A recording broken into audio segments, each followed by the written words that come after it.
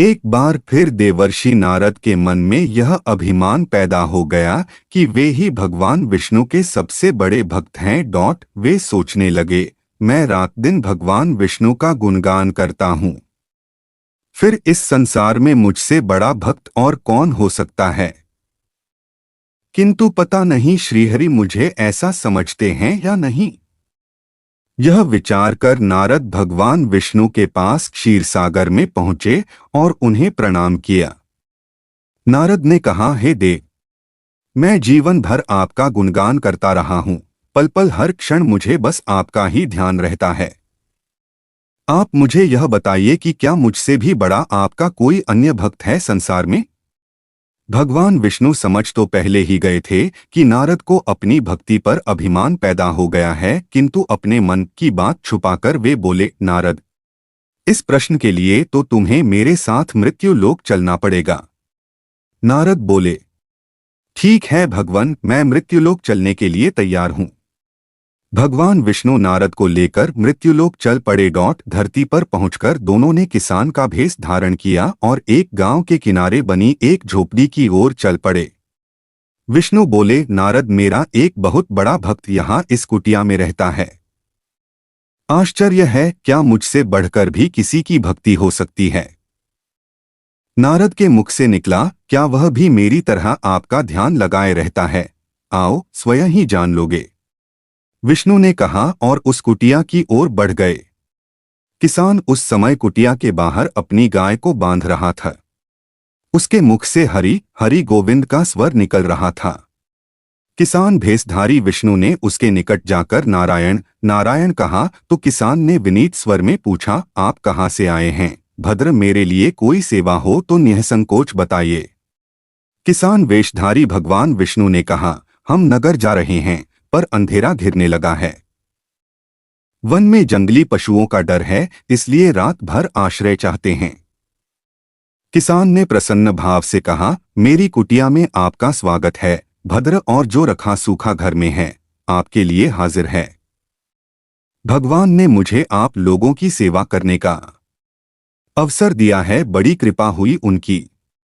बाहर दालान ने एक खटिया पर दोनों को बिठाकर किसान अंदर गया और अपनी पत्नी से कहा, देवी, दो अतिथि आए हैं। किसान की पत्नी उस समय अपने बच्चों को भोजन परोस रही थी।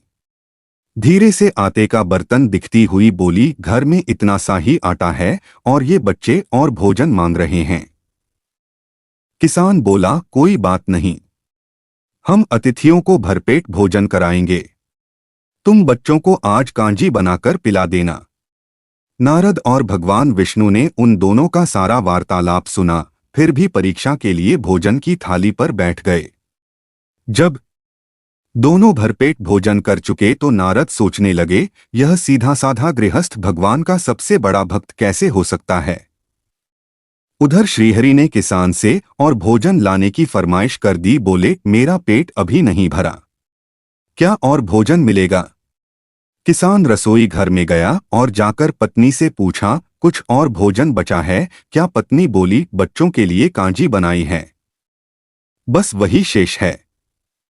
विष्णु और नारद वह भी पी गए। किसान और उसके परिवार को भूखे ही सोना पड़ा।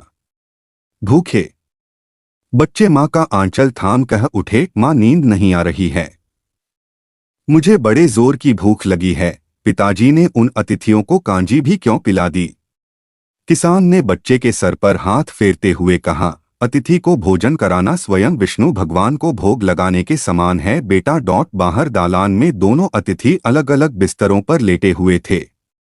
भगवान विष्णु ने कहा, तुमने सुना नारद, किसान और उसके परिवार को भोजन नहीं मिला, फिर भी वह मेरे गुण गाए रहे हैं। यह तो कुछ भी नहीं है, मैंने तो कई कई दिनों तक भूखे रहकर आपका स्मरण किया है। अगले दिन सुबह उन्होंने देखा किसान भगवान विष्णु की मूर्ति के सामने कह रहा था, गोविंद हरि हरि, तुम सदा मेरे मन में बसे रहो, बस मुझे कुछ और नहीं चाहिए। फिर दोनों अतिथियों से बोला, हरि की बड़ी कृपा है, वही जग का रखवाला है, प्रभु की दया से रात को कोई कष्ट तो नहीं हुआ। जब तक आपका जी चाहे तब तक आप दोनों यहां रहे, मैं खेत पर जा रहा हूं। किसान भेषधारी श्री हरि बोले, हम भी तुम्हारे साथ चलेंगे, यदि तुम्हें कोई आपत्ति न हो तो। नारद और विष्णु भगवान किसान के साथ उसके खेत पर गए। किसान बोला, यही है अपना खेत, अब मैं अपना काम करूंगा। गोविंद हरि हरि। नारद बोले, तुम तो सत्पुरुष हो, भगवान के बड़े भक्त हो, हर घड़ी उनका नाम लेते रहते हो। किसान बोला, अरे कहाँ, काम से जब भी थोड़ा बहुत समय मिलता है तभी उनका नाम लेता हूँ। नारद ने पूछा, कब कब मिलता है समय? किसान बोला, सुबह उठता हूँ तब, रात को सोता हूँ तब, और दिन में जब भी काम से समय मिल जाए। ओह समझा, नारद के मुख से निकला। दोनों जब किसान से विदा लेकर चले तो नारद ने व्यंग्यात्मक स्वर में कहा, आपने सुना भगवान, वह सुबह शाम 2 बार ही आपका स्मरण करता है, जबकि मैं हर समय ध्यान करता हूं। फिर भी आप उसे महान भक्त बताते हैं। नारद की बात सुनकर श्रीहरि चुप रहे, किंतु मन ही मन उन्होंने कहा, कारण भी जान जाओगे नारद। विष्णु ने एक कलश को तेल से लबालब भरकर नारद को दे दिया और बोले, नारद इसे अपने सिर पर रखकर बिना हाथ लगाए सामने वाली पहाड़ी तक ले चलो। ध्यान रहे इस कलश में रखे तेल की एक बूंद भी जमीन पर गिरने न पाए। नारद बोले, यह कार्य सहज तो नहीं है।